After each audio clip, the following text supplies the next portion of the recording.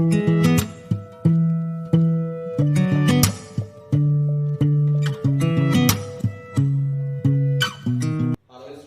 this is Rashu sir. Today is the fourth lecture of chapter determinants.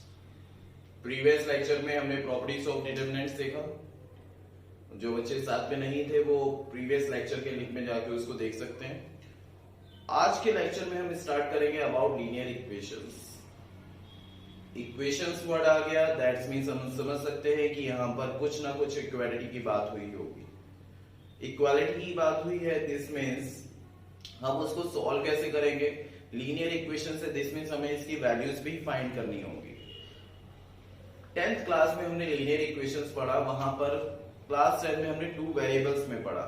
अब यहाँ पर 2 variables भी हो सकता है हमारे पास, 3 वेरिएबल के भी क्वेश्चंस हो सकते हैं.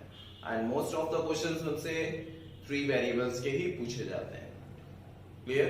तो वन बाय वन हम देखेंगे. अगर 3 वेरिएबल्स के हैं तो उसको सॉल्व करने के लिए कितनी इक्वेशंस की नीड होगी? कम से कम 3 इक्वेशन होनी चाहिए. 10th में हमने देखा था ये चीज की अगर हमारे पास 2 वेरिएबल है तो कम से कम 2 इक्वेशन होनी चाहिए. अगर हमारे पास अब 3 वेरिएबल्स हैं तो उसको सॉल्व करने के लिए भी हमारे पास कम से कम 3 इक्वेशंस होनी चाहिए.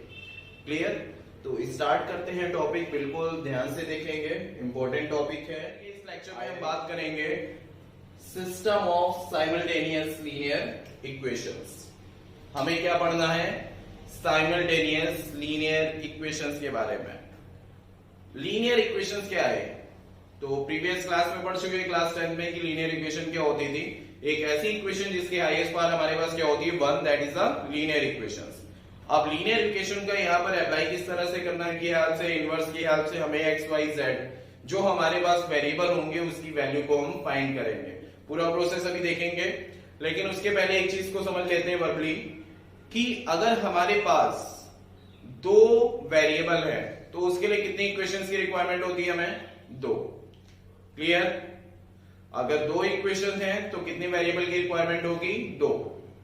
अगर हमारे पास 3 वेरिएबल है तो कितनी इक्वेशंस की रिक्वायरमेंट है? 3. क्लियर है ये चीज? अगर हमारे पास कोई 3 वेरिएबल हमने दे दिए एक्स वाई जेड तो उससे जो इक्वेशंस हमारे सामने आएंगी कितनी इक्वेशंस होंगी? 3. क्लियर?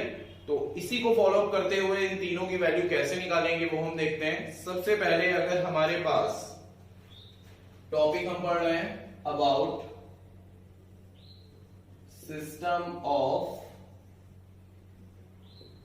लीनियर इक्वेशंस, मतलब पता ही है क्या होता है लीनियर इक्वेशंस, जिसकी डिग्री 1 है.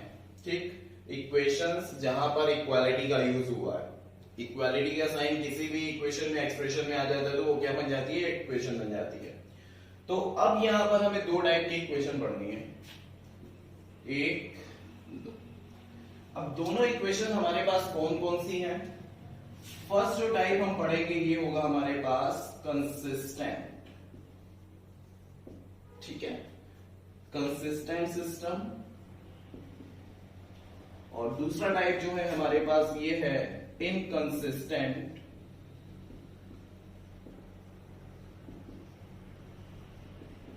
सिस्टम. क्लियर हो रहा है सबको? अब कंसिस्टेंट के बारे में हम ऑलरेडी पढ़ चुके हैं प्रीवियस क्लास में. थोड़ा सा सोचो कि कंसिस्टेंट में हमने क्या पढ़ा. कंसिस्टेंट सिस्टम में हमने 2 टाइप्स के सॉल्यूशंस देखे. एक तो हमारा सॉल्यूशन था यूनिक सॉल्यूशन और दूसरा हमारा टाइप क्या था? Infinite many solution. Many solution. Clear? अब इन दोनों को भी समझ लेते हैं. जब हमारे पास यूनिक सॉल्यूशन था तो लाइंस कैसी फॉर्म हो रही थी? Intersecting lines. अब देखो 2 पॉइंट के बीच में होती है तो क्या बनती है? Intersecting lines. लेकिन अगर हम बात करें कि 3 वेरिएबल है हमारे पास तो इंटरसेक्टिंग प्लेन्स हो जाएंगे उसकी जगह. ठीक है? अगर हम 2 वेरिएबल की बात कर रहे हैं तो इसका मतलब हमारे पास क्या है? इंटरसेक्टिंग लाइंस है. अगर 3 वेरिएबल की बात कर ली तो इसका मतलब वो इंटरसेक्टिंग प्लेन हो गए. लाइन से कोई चीज किसमें फॉर्म हो गई? प्लेन में. ठीक? अब इनफाइनाइट है तो इसका मतलब कितनी लाइंस? यहाँ पर कैसी लाइंस बन रही होंगी, कंसाइडिंग, और 3 वेरिएबल है तो कंसाइडिंग प्लेन्स, कंसाइडिंग प्लेन्स। इतनी बात क्लियर। इनकंसिस्टेंट, तो इनकंसिस्टेंट में हमारे पास क्या आता है, नो सॉल्यूशन। इनकंसिस्टेंट का मतलब ये कि एक ऐसा सिस्टम जहां पर वैल्यूज को हम फाइंड ना कर पाए, और जहां पर वैल्यू को फाइंड नहीं कर पाते वहां पर क्या होता है, नो सॉल्यूशन। वहां पर क्या होता है, नो सॉल्यूशन। और जहां पर नो सॉल्यूशन होता है वहां पर लाइंस कैसी बनती हैं, पैरेलल लाइंस बनती है। लेकिन 3 वेरिएबल्स की बात की गई तो इस कंडीशन में यहां पर लाइंस कैसी बनेंगी, तो लाइंस की जगह क्या हो जाएगा, प्लेन। कैसा प्लेन बनेगा, पैरेलल प्लेन। ठीक है, तो यहां पर हम लिख देंगे पैरेलल प्लेन। तो यहां अब तक कोई कंफ्यूजन किसी को, ये सिंपल बेसिक था हमारा जो अभी तक पढ़ चुके हैं। बस थोड़ा सा चेंज किया गया कि 2 वेरिएबल की जगह 3 वेरिएबल्स आ रहे हैं, और 3 वेरिएबल्स जब आ रहे हैं तो वो लाइन किसमें इंटरचेंज हो रही है, प्लेन में इंटरचेंज हो रही है। तो ये है हमारे पास बेसिक सा। पेन पेपर साथ में लेके बैठेंगे, जो जो चीजें लिखवा रहे हैं उसको नोट करते जाएंगे। ठीक है, तो नेक्स्ट पार्ट देखते हैं इसके आगे। ओके, तो आगे देखते हैं इक्वेशन की रिप्रेजेंटेशन किस तरीके से कर सकते हैं। सबसे पहले हमने ले ली first equation a1x b1y plus c1z is equal to d1। Next a2x plus b2y plus c2z is equal to d2 and a3x plus b3y plus c3z is equal to d3। अब हमें यहां पर क्या दिख रहा है, कोई 3 इक्वेशंस, और 3 इक्वेशंस में ये सब है क्या, इसको समझ। अब आगे इसकी इक्वेशन की रिप्रेजेंटेशन को हम किस तरीके से देख सकते हैं। सबसे पहले हमने क्या लिख लिया, a1 b1 c1, a2 b2 c2, a3 b3 c3। ठीक है, उसके बाद ये किस तरह से आया होगा, जब हमने तीनों को मल्टीप्लाई कर दिया होगा इनसे, तो यहां पर क्या आ जाएगा, x y z is equal to, हमारे पास क्या बना, जो कांस्टेंट टर्म है d1 d2 d3। इतनी बात क्लियर हो गई सभी को, कोई कंफ्यूजन तो नहीं है। अब इसको बोलते ही क्या है, हम इसको हम रिप्रेजेंट करते हैं a, capital A, x is equal to b। ठीक है, अब a क्या है हमारे पास, यहाँ पर ये जो हमारे पास टर्म्स दिख रहे हैं ये क्या है, ये x का क्या है, कोफिशिएंट, ये y का क्या है, कोफिशिएंट, ये c1 क्या है, z का कोफिशिएंट। तो इसको हम क्या बोलेंगे, कोफिशिएंट मैट्रिक्स। x क्या है, यहां पर वेरिएबल दिख रहे हैं, x y z तीनों क्या है, वेरिएबल। तो इसको हम क्या बोलेंगे, वेरिएबल मैट्रिक्स। और उसके बाद d1 d2 d3, ये लास्ट में क्या है, विदाउट वेरिएबल, दिस मींस ये क्या होगा, कांस्टेंट। तो ये क्या बना, कांस्टेंट मैट्रिक्स। तो क्लियर हुई ये तीनों चीजें हमारे पास। इक्वेशन की रिप्रेजेंट किस तरीके से होती है, जितने भी हमारे पास कोफिशिएंट है उसको हमने अलग किया, वेरिएबल के साथ मल्टीप्लाई किया, तो इक्वल में हमारे क्या आ रहा है, कांस्टेंट टर्म। और ये क्या होता है, जो हमारा कोफिशिएंट है इसको कैपिटल A से डिनोट करते हैं, और जो वेरिएबल है उसको कैपिटल X से, इज इक्वल टू जो कांस्टेंट है हमारे पास उसको कैपिटल B से। अब इसको सॉल्विंग का प्रोसेस है, उसके लिए कुछ स्टेप्स फॉलो करने पड़ेंगी। इसको नोट करना है तो नोट कर लें, उसके बाद आगे देखते हैं। ओके बच्चों, अब हम कुछ स्टेप्स को फॉलो करेंगे जो हमें क्वेश्चन सॉल्व कर रहे हैं, x y z की वैल्यू निकालनी है।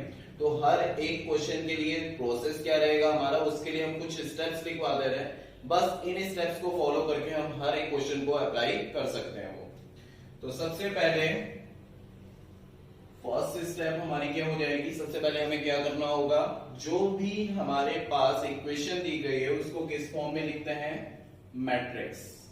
A इज इक्वल टू क्या है, मैट्रिक्स की फॉर्म। ठीक है, क्लियर हुई इतनी बात। अब इसको हमने सॉल्व किया, सेकेंड स्टेप हमारे पास क्या बन जाएगी, जो हमारे पास मैट्रिक्स है उसका हमें क्या करना होगा, डिटर्मिनेंट सॉल्व करना है। नेक्स्ट स्टेप, उसके बाद डिटरमिनेंट तो सॉल्व कर लिया, और एक चीज को समझेंगे ध्यान से, अगर हमारा determinant is not equal to 0 आ रहा है, अगर जो हमारा डिटरमिनेंट है वो अगर 0 के इक्वल नहीं आ रहा है, तो हमारा सॉल्यूशन क्या हो जाएगा, बिल्कुल ध्यान से, जब हमारा डिटरमिनेंट ऑफ ए 0 के इक्वल नहीं आ रहा तो हमारा सॉल्यूशन क्या हो जाएगा,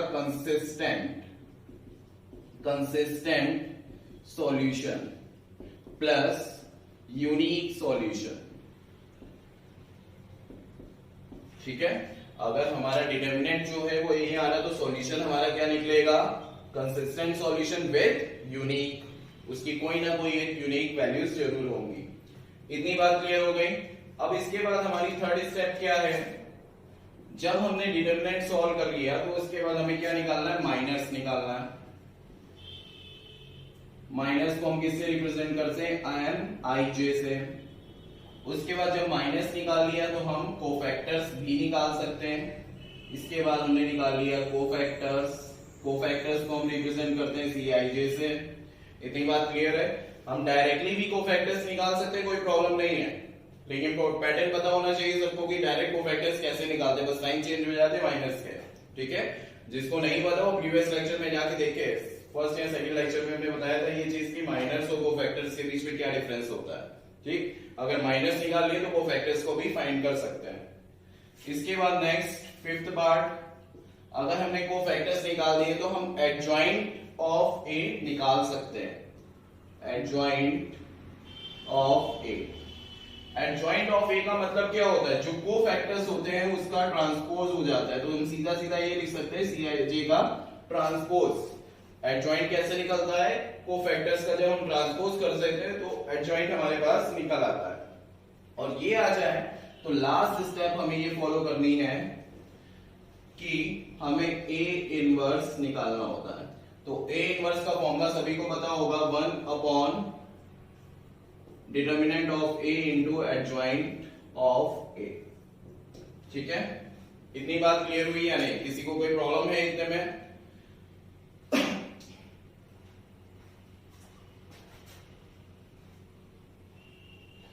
तो यहां तक इतनी बात क्लियर हो गई सभी को। आगे अब देखते हैं, इसके बाद एक लास्ट स्टेप है जो हमारा फाइनल सॉल्यूशन बनाएगा, वो हमने अभी स्टार्टिंग में बनाई थी। सेवेंथ स्टेप इसको लिख सकते हैं AX is equal to B, ये बनाया था। इतनी बात क्लियर है। अगर हमें सिर्फ x की वैल्यू निकालनी है तो हम क्या लिख सकते हैं, A इनवर्स ऑफ B। इतनी बात समझ में आ गई।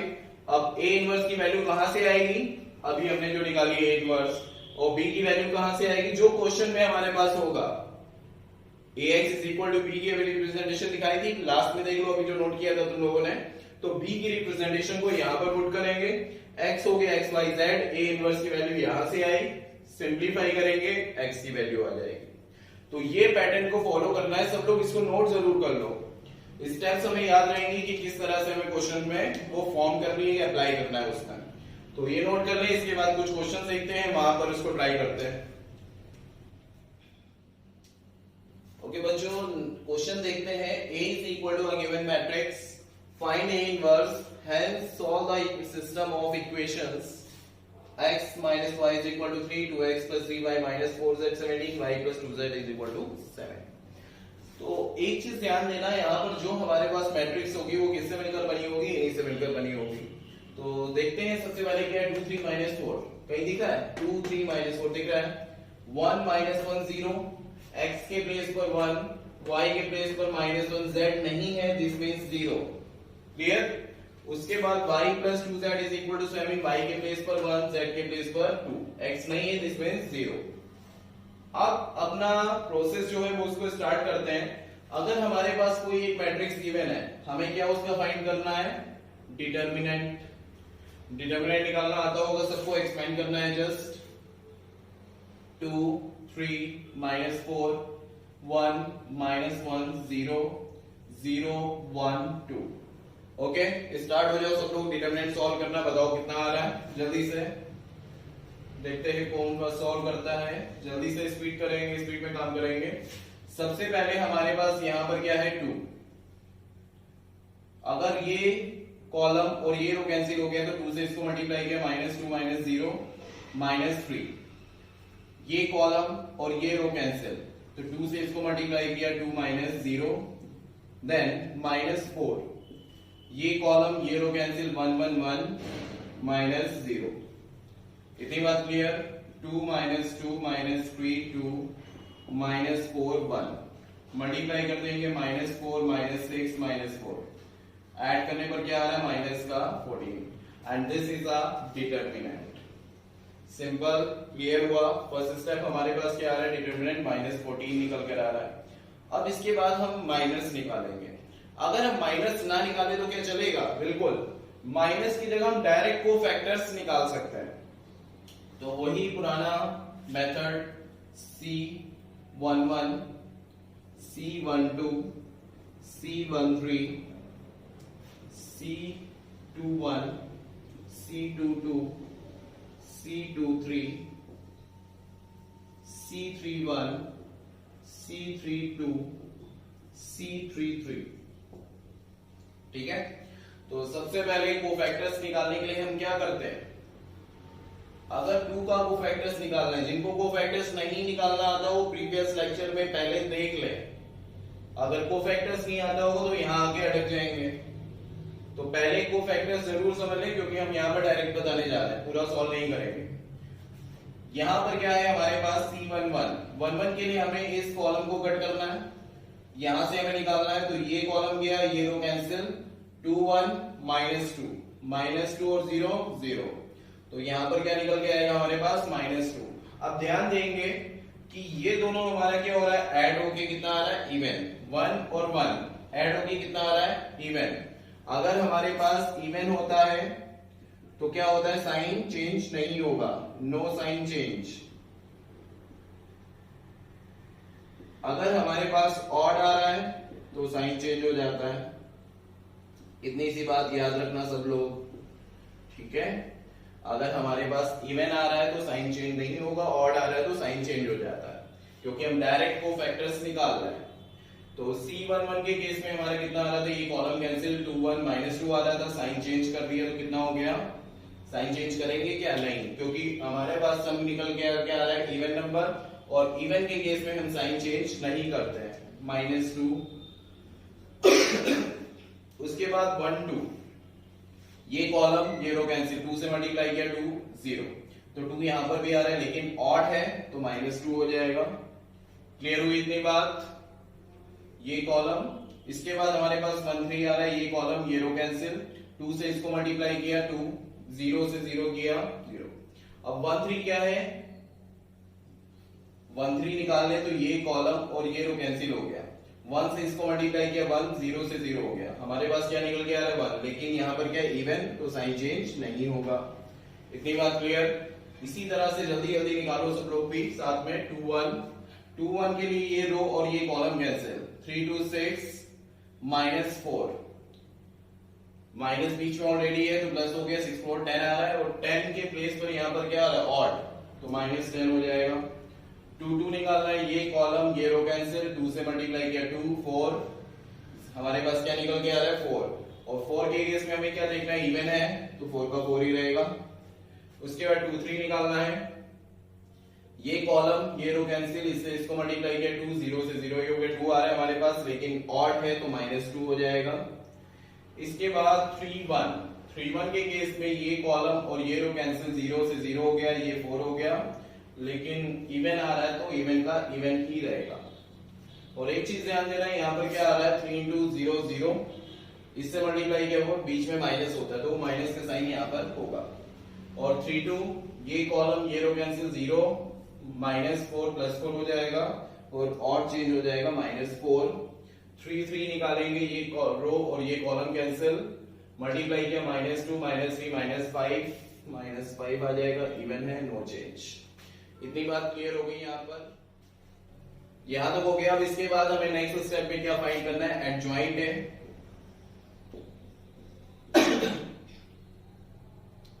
एडजॉइंट ए कैसे निकालेंगे, हमें पता है जब एडजॉइंट ए निकालना होता है तो उसके लिए हम कोफैक्टर्स को क्या कर देते हैं, ट्रांसपोज कर देते हैं। जो हमारी रो है वो किस में कन्वर्ट हो जाएगी, कॉलम में, डायरेक्ट निकाल लेते हैं। तो ये हो जाएगा -2 -2 1 कॉलम में कन्वर्ट हो गया, -10 4 -2 -10 4 -2, नेक्स्ट -4 -5, ये भी कॉलम कन्वर्ट हो जाएगा, -4 -4 -5। ये हमारे पास क्या निकल आया, एडजॉइंट ऑफ ए। अब हम फाइंड करेंगे ए इनवर्स। ए इनवर्स का मतलब क्या होता है, 1 of determinant of A into adjoint A. सभी को पता है अच्छे से। अब 1 upon determinant of A, determinant की वैल्यू हमारे पास कितनी है, -14 लिख देंगे, और एडजॉइंट ए कितना निकल कर आ रहा है हमारे पास, एडजॉइंट ए हमारे पास आ रहा था -2 -10 -4 -2 4 -4 1 -2 -5। इतनी बात क्लियर हो गई यहां तक। अब इसके बाद हमारे पास ये किसकी वैल्यू आ रही है, ए इनवर्स की। आगे हमें क्या करना है, तो लास्ट स्टेप हमारी क्या थी, ax is equal to b, ठीक है। और जो हमारा ax था ये पूरा पूरा इससे मैच कर रहा था, जो इक्वेशन है अभी हमने देखा था। अब a के प्लेस पर अगर हम इसको उधर ट्रांसफर कर दे को, तो ये हो जाएगा a इनवर्स b, तो ये किसमें कन्वर्ट हो जाएगा, a इनवर्स b। तो a इनवर्स की वैल्यू हमें पता है क्या आ रही है, 1 upon -14 and matrix -2 -10 -4 -2 4 -4 1 -2 -5 and b के प्लेस पर हम क्या लिख देंगे, जो हमारी वैल्यू थी सॉल्यूशंस की 3 17 7। क्लियर है इतनी बात, कोई कंफ्यूजन तो नहीं है। लेकिन अब एक चीज का यहां पर ध्यान देंगे हम, अगर हमने इसका ऑर्डर इसके अकॉर्डिंग रखा तो जो हमारी b है उसको ऑर्डर भी उसी के अकॉर्डिंग रखना होगा। सबसे पहले इक्वेशन आई थी तो सबसे पहले यहां पर 17, उसके बाद हमने कौन सी इक्वेशन लिखी थी, 1 -10 फर्स्ट वाली, तो इक्वल में क्या आ रहा है 3। उसके बाद लास्ट इक्वेशन थी तो क्या आ रहा था 7। अब आगे आई थिंक सबको सिंप्लीफाई करना आता होगा, row into column row into column row into column multiply करना है, और जितनी वैल्यू आई उसको -1/14 से हर एक वैल्यू को मल्टीप्लाई कर देंगे, जो आई फाइनल आंसर हो जाएगा x y z का। तो क्लियर हुआ सभी को कैसे करेंगे आगे, स्पेस नहीं है, सॉल्व करेंगे सब लोग, आई थिंक आ जाएगा। नेक्स्ट क्वेश्चन में पूरा सॉल्व करते हैं, तो ठीक है सभी को आ गया। जिसको नोट करना है पॉज करके नोट कर ले, आगे की स्टेप्स इन दोनों को मल्टीप्लाई करना है, जो वैल्यू आएगी 1/-14 से डिवाइड मल्टीप्लाई करना है उसे, और फाइनल जो आंसर आया है x की वैल्यू y की वैल्यू और z की वैल्यू हो जाएगी, ठीक है। नेक्स्ट क्वेश्चन देखिए बच्चों, नेक्स्ट क्वेश्चन देखते हैं। If A is a matrix find A inverse, solve the system of equations given, ठीक है। तो लास्ट क्वेश्चन की तरीका सब लोग इस बार खुद भी ट्राई करो, साथ साथ में करते चलेंगे और साथ साथ में करो, प्रैक्टिस हो जाएगी अपने आप क्वेश्चंस की। तो सबसे पहले हम क्या देख रहे हैं, हमारे पास a है, तो हम क्या करते हैं, a डिटरमिनेंट फाइंड करेंगे, 1 3 4 2 1 2 5 1 1। क्लियर है, सिंप्लीफाई करेंगे इसे, क्या जाएगा, सबसे पहले 1 column row cancel 1 1 1 -2 -3 column row cancel 2 1 2 -10 +4 column row cancel 2 1 2 -5। Clear हुआ सभी को, डिटरमिनेंट एक्सपेंड करना आता होगा सबको, -1 -3 -8 +4 -3 मल्टीप्लाई करेंगे, -1 +24 -12 सब्ट्रैक्ट करेंगे तो कितना आ रहा है 11 हमारे पास निकल के क्या आ रहा है, डिटरमिनेंट। अब आगे का काम हमारे पास क्या है, एक बार इसको मैच कर देते हैं, 1 3 4 1 3 4 2 1 2 2 1 2 5 1 1 5 1 1, तो मैच कर रहा है। जैसे इक्वेशन है हमारे पास वैसे ही मैट्रिक्स भी गिवन है, अगर नहीं होता तो इक्वेशन को ऊपर नीचे लिख के मैच कर सकते हो, ठीक है। यहां तक क्लियर हो गया। अब इसके बाद हमें क्या नेक्स्ट स्टेप करना है, कोफैक्टर्स। तो कोफैक्टर्स निकालने के लिए तो C11 वही पुराने मेथड से करेंगे, C12, C13, C21, C22, C23, C31, C32, C33। यहां तक क्लियर हो गया। अब C11 हमारे पास क्या निकलेगा, तो सीधे से हमने क्या किया, ये कॉलम और ये रो को कैंसिल किया, 1 - 2, 1 - 2 कितना होता है 1, 1 - 2 क्या होता है -1, और इवन है तो कोई चेंज नहीं होगा, -1 ही रहेगा। उसके बाद 1 2, ये कॉलम ये रो कैंसिल, 2 - 10, तो -8 आ रहा है, साइन चेंज हो जाएगा, 8 हो जाएगा। उसके बाद 1 3, column row cancel, 2 - 5 -3 as it is रहेगा, इवन है। उसके बाद 2 1, ये रो ये कॉलम कैंसिल, 3 - 4 -1, साइन चेंज हो जाएगा, 1 बन जाएगा। उसके बाद 2 2, column row cancel, 1 - 20 -19 as it is, sign change नहीं होगा। 23, ये वाला पॉइंट है, कॉलम और रो कैंसिल हो गया, कॉलम और रो कैंसिल हो गया तो बचा गया 1 - 15 -14, साइन चेंज हो जाएगा, 14 हो जाएगा। नेक्स्ट 3 1, ये रो ये कॉलम कैंसिल, 3 2 6 -4 2, साइन चेंज नहीं होगा। 3 2, कॉलम रो कैंसिल हो गया, 2 - 8 तो -6 आ रहा है, साइन चेंज हो जाएगा, प्लस में हो जाएगा। 3 3, रो कॉलम 1 - 6 -5, साइन चेंज नहीं होगा। तो ये हमारे पास कोफैक्टर निकल आया। इतनी बात क्लियर हो गई। अब इसके बाद नेक्स्ट स्टेप है हमारे पास एडजॉइंट निकालना।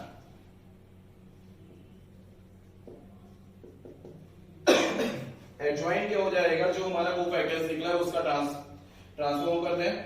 अब ट्रांसपोज करने के बाद हमारे पास क्या आएगा, जो रो है वो कॉलम में चेंज हो जाएगी, -1 8 -3 -1 8 -3 1 - 19 14 1 - 19 14 and last 2 6 - 5 2 6 - 5। यहां तक क्लियर हो गया सभी को। इसके बाद आगे हमें निकालना है ए इनवर्स। ए इनवर्स कैसे निकालते हैं, 1 determinant of A into adjoint A. 1 determinant हमारे पास कितना निकल के आ रहा था 11, यहां पर 11 पुट करेंगे और एडजॉइंट की वैल्यू हमारे पास क्या है, -1 1 2 8 -19 6 -3 14 -5। ठीक है, ये ए इनवर्स आ गया। इसके बाद लास्ट स्टेप हमारे पास क्या है, A X is equal to B. इतनी बात क्लियर है। ए कोड आगे उधर ले जाओ तो यहां पर क्या हो जाएगा, ए इनवर्स बी। इतनी बात क्लियर हो रही है। तो ए इनवर्स की वैल्यू में पता है 1/11 -1 1 2 8 -19 6 -3 14 -5 और बी की वैल्यू हमारे पास कितनी है, अरेंज थी पहले से इक्वेशन जो है 8 5 7। अरेंज का मतलब क्या है, जिस ऑर्डर में ये लिखा है उसी ऑर्डर में इक्वेशन होनी चाहिए, नहीं है तो ऊपर नीचे लिख लो, बाद में दिक्कत नहीं होगी। और लिख लिया तो उसके अकॉर्डिंग आरएचएस में जो वैल्यू होती है वो वहां पर पुट करते हैं। तो x इज इक्वल टू 1/11, 1 से इसको मल्टीप्लाई किया -8 प्लस 1 से इधर किया 5, 2 से 7 किया 14, 8 से इधर किया 8 64, -19 से किया -95, 6 से 7 42। इतनी बात क्लियर। उसके -3 से किया -24, 14 से इसको किया +70 -35। अब इन सबको ऐड कर लेते हैं 1/11। इसके बाद सबको ऐड कर लेते हैं, इन तीनों को हमने सिंप्लीफाई किया 11, 64 -95 42 11 -24 +70 -35 सिंप्लीफाई करेंगे तो 11। तीनों हमारे पास 11 आ रहे हैं। उसके बाद बाहर जो 11 है 1/11, इससे तीनों अंदर को मल्टीप्लाई करेंगे। ठीक है, या सिंपली कह सकते हैं कि 11 से तीनों को डिवाइड कर दो। तो डिवाइड किया तो x के प्लेस पर हम क्या लिख सकते हैं, यहां पर x y z, और यहां पर जब हमने डिवाइड किया तो पूरा निकल के क्या आ रहा था 1 1 1। तो हम कंपेयर कर सकते हैं, x के सामने 1, y के सामने 1, z के सामने 1। तो x की वैल्यू क्या निकल के आई 1, y की वैल्यू क्या निकल के आई 1, z की वैल्यू क्या निकल के आई 1। ठीक है, तो ये हमारी होमोजेनियस इक्वेशन भी हो सकती है। ठीक है, तो यहां तक क्लियर हुआ क्वेश्चन कैसे करेंगे हम, कोई कंफ्यूजन तो नहीं है। इसके बाद नेक्स्ट क्वेश्चन देख लेते हैं, प्रोडक्ट वाला। न्यू टाइप का क्वेश्चन है, इंपॉर्टेंट भी क्वेश्चन है। ठीक है, ओके बच्चों, ये क्वेश्चन देखते हैं। Determine the product of this and this and use it to solve the system of equation this. Important question है, बिल्कुल ध्यान से देखेंगे। प्रोडक्ट वाला क्वेश्चन काफी पूछा जाता है और जेईई के एग्जाम में काफी बार आता है ये वाला क्वेश्चन। तो देखो, determine the product of this, हम इन दोनों का प्रोडक्ट करने के बाद इस इक्वेशन के अकॉर्डिंग हमें लीनियर इक्वेशन को सिंप्लीफाई करना है।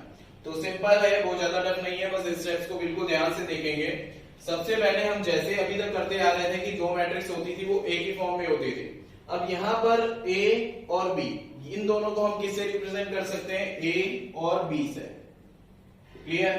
तो ए बी का हमें क्या करना है, प्रोडक्ट -4 4 4 -7 1 3 5 -3 -1, और दूसरी मैट्रिक्स है हमारे पास 1 -1 1 1 -2 2 1 3। इतनी बात क्लियर हो गई। अब इन दोनों मैट्रिक्स को आपस में मल्टीप्लाई करेंगे और हम डायरेक्टली कर ले रहे हैं। तो यहां देखेंगे, सबसे पहले हमने फर्स्ट रो को इसके साथ मल्टीप्लाई किया 4 4, तो यहां पर हमारे पास क्या आ रहा है 8। उसके बाद सेकंड रो को इसके साथ मल्टीप्लाई करेंगे तो 0 आ जाएगा। इसके बाद थर्ड रो को इसके साथ मल्टीप्लाई करेंगे 0 आ जाएगा। इतनी बात क्लियर? इसके बाद फर्स्ट रो को सेकंड कॉलम के साथ मल्टीप्लाई करेंगे 0 आ जाएगा। सेकंड रो को सेकंड कॉलम के साथ मल्टीप्लाई करेंगे 8 आ रहा है, और थर्ड रो को सेकंड कॉलम के साथ मल्टीप्लाई करेंगे तो 0 आ रहा है। मल्टीप्लाई करना है, आप सबको आता होगा, नहीं आता तो लेक्चर्स फर्स्ट लेक्चर में जाके जरूर देखें मल्टीप्लाई कैसे करते थे। और इसके बाद थर्ड कॉलम के साथ मल्टीप्लाई करना है, इसको किया 0, इस रो को इस कॉलम के साथ किया 0 आ रहा है, थर्ड रो को इस कॉलम के साथ करेंगे तो 8 आ रहा है। इतनी बात क्लियर हो गई सभी को? अब ये मैट्रिक्स में से अगर हम एक कॉमन ले लें, ठीक है, तो हमारे पास क्या बचेगा 1 0 0 0 1 0 0 0 1। तो मैट्रिक्स हमें कैसी दिख रही है, आइडेंटिटी मैट्रिक्स। क्लियर? तो हमने आई से रिप्रेजेंट कर दिया और किसकी वैल्यू आ रही थी, ए बी की। याद है, क्लियर हो गया सभी को? क्या हम इसको आगे सॉल्व कर सकते हैं, लेकिन हमें इसके लिए किसकी जरूरत है, ए की बी की, वो हम यहां से देखते हैं। सबसे पहले इक्वेशन में हम देख रहे हैं कि 1 - 1 + 1 कौन सी फॉर्म में आ रहा है, इससे मिल रहा है इससे मिल रहा है, इन दोनों को देखेंगे। जो हमारी इक्वेशंस हैं, इक्वेशंस की जो वेरिएबल इक्वेशन के जो कोफिशिएंट है वो हमारे इससे मिल रहे हैं कि इससे मिल रहे हैं, यहां से हमें देखना है। तो 1 - 1 1 1 - 1 1, मतलब हमारे पास जो दी गई है वो बी वाली मैट्रिक्स दी गई है, तो बी वाली मैट्रिक्स के अकॉर्डिंग ही सॉल्व करना है। तो हमने यहां पर लिखा बी एक्स = सी। अभी तक हम क्या करते आ रहे थे, एक्स = बी, यहाँ पर बी के थ्रू सॉल्व करना है, तो बी एक्स = सी। और अगर x की वैल्यू निकालनी है तो क्या करेंगे, बी इनवर्स ऑफ सी। तो अब हमें क्या पता होना चाहिए, बी इनवर्स पता होना चाहिए। वो कैसे निकालेंगे अब देखते हैं। अभी हमने क्या निकाला था, अभी हमारे पास एक वैल्यू थी ए बी = 8i। क्या वैल्यू थी, ए बी = 8i।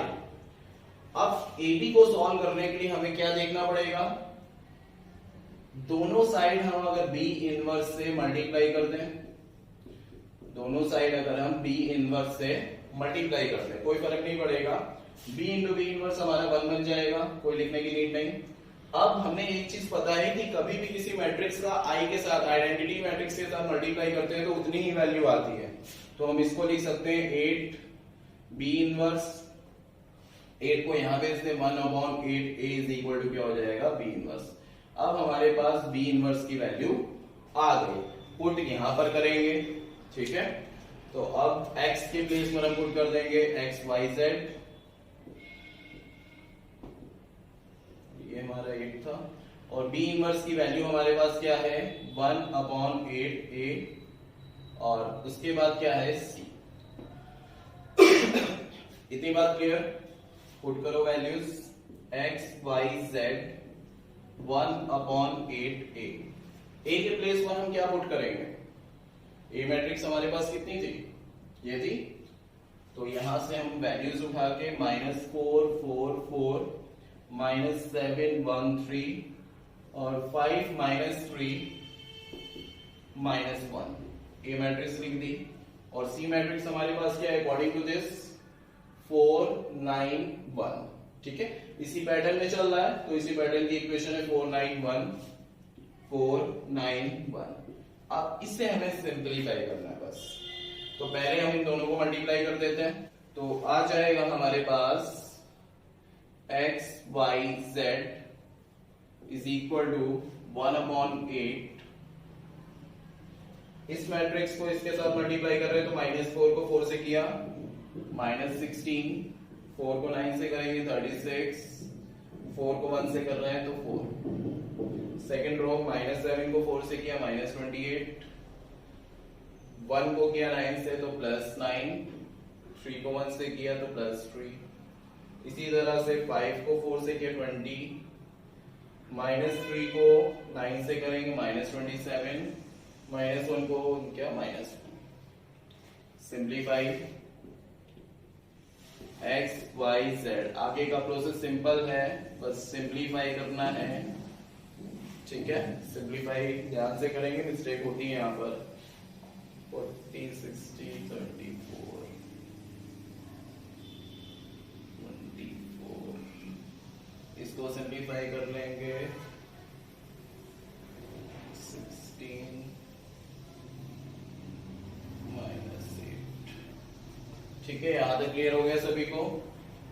तो इसके बाद हमारे पास जो वैल्यू आएंगी x y z is equal to, अब 8 से हमें सबको सिंप्लीफाई करना है, 8 3 24 8 2 16 -1। तो अब जो आंसर हमारे पास फाइनल निकल कर आ रहा है, तो x की वैल्यू क्या है 3, y की वैल्यू क्या है 2 और z की वैल्यू क्या है -1। तो ये हमारा फाइनल आंसर हो गया। तो क्लियर हुआ सबको किस तरह से अगर हमारे पास दो मैट्रिसेस आपस में प्रोडक्ट होती है तो उसकी क्या वैल्यू निकल कर आती है।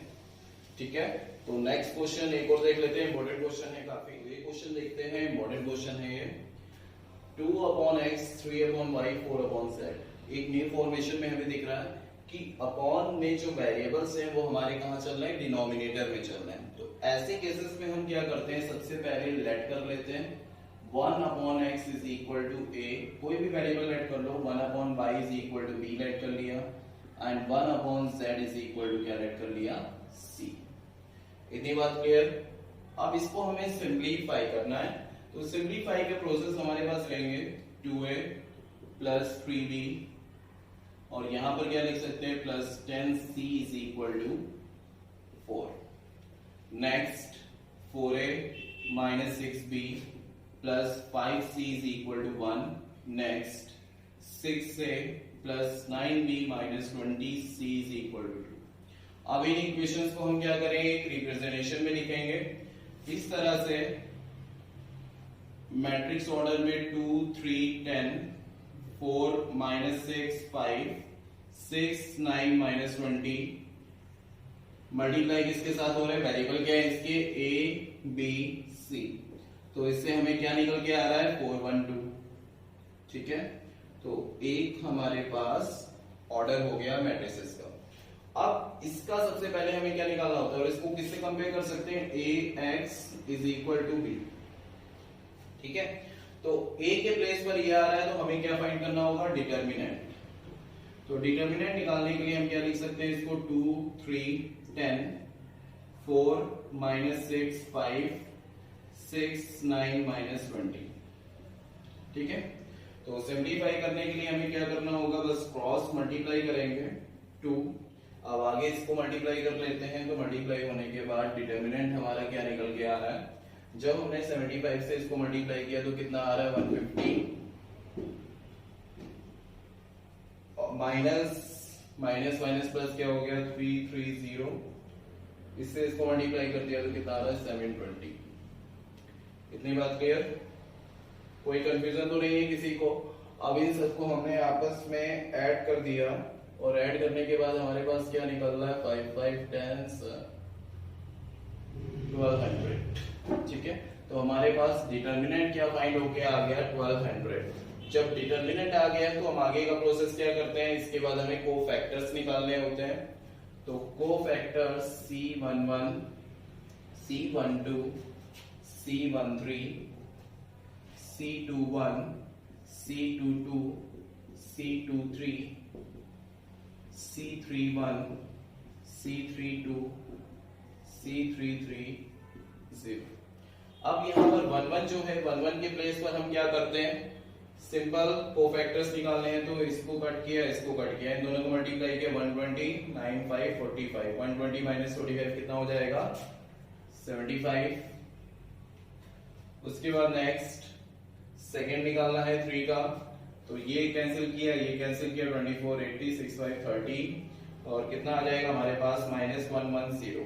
जब -110 माइनस का 110 लेकिन ऑड है तो ये माइनस का प्लस में हो जाएगा। वो फैक्टर सभी को निकालने आते हैं, आई थिंक निकाल लेंगे, बिल्कुल ध्यान से देखना। अब इसको कैंसिल किया, इसको कैंसिल 9 4 36 36 प्लस 36 कितना हो गया 72। साइन चेंज नहीं होगा। इसके बाद 2 1 का निकालना है, तो ये रो और ये कॉलम कैंसिल 23 60 90। ठीक है, 23 माइनस 60 माइनस 90 कितना हो गया -150 और -150 का ऑड आ रहा है तो ये +150 हो जाएगा।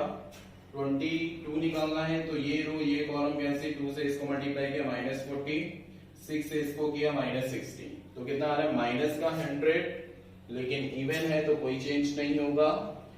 2 3 ये रो ये कॉलम कैंसिल 9 से इसको मल्टीप्लाई किया 18 6 से इसको मल्टीप्लाई किया 18 18 18 36 लेकिन ऑड है तो माइनस का 36 आ जाएगा। लेकिन एक चीज का ध्यान दो, यहाँ पर 9 2 सा 18 6 3 सा 18 18 माइनस 18 क्या हो गया 0। अब हम कौन सा कर रहे हैं 2 3 निकालने के लिए ये कॉलम और ये रो कैंसिल 9 2 सा 18 6 3 सा 18 18 माइनस 18 क्या हो जाएगा 0। उसके बाद 3 1 निकालना है, तो ये कॉलम ये रो कैंसिल 5 3 15 6 5 16 तो कितना आ रहा है 15 प्लस 60 कितना हो रहा है 75। इवन है तो चेंज नहीं होगा। उसके बाद 3 2 ये रो ये कॉलम कैंसिल 5 2 10 40 10 माइनस 40 कितना हो जाएगा -30 लेकिन ऑड है तो प्लस का हो गया। उसके बाद 3 3 ये कॉलम और ये रो कैंसिल ये कॉलम ये रो कैंसिल 6 2 -12 और 4 3 -12 माइनस माइनस 24 माइनस को 24 कोफैक्टर निकल आया। अब हमें आगे क्या करना है adjoint of A. Adjoint of A निकाल देंगे। जो हमारी रोज होती है कोफैक्टर की वो किस में कन्वर्ट हो जाती हैं कॉलम में। ठीक है, जो हमारी रोज हैं कोफैक्टर की वो किस में कन्वर्ट हो जाएंगी कॉलम में। तो 75 110 72 150 -100 0 75 30 -24। ठीक है, तो ये हमारा आ गया एडजॉइंट ऑफ ए। अब इसके बाद हमें क्या करना है last step A inverse. A inverse कैसे निकालते हैं 1 upon determinant of A into adjoint A. तो 1 अपॉन इनवर्स क्या निकला था हमारे पास, सॉरी डिटरमिनेंट क्या निकला था 1200। एडजॉइंट ऑफ ए हमारे पास कितना आ रहा है 75 150 75 110 -100 30 72 0 -24। ठीक है, अब इसके बाद हमें क्या करना है क्वेश्चन के according A X is equal to B है। A X is equal to B, तो एक्स इज इक्वल टू क्या हो सकता है ए इनवर्स ऑफ बी।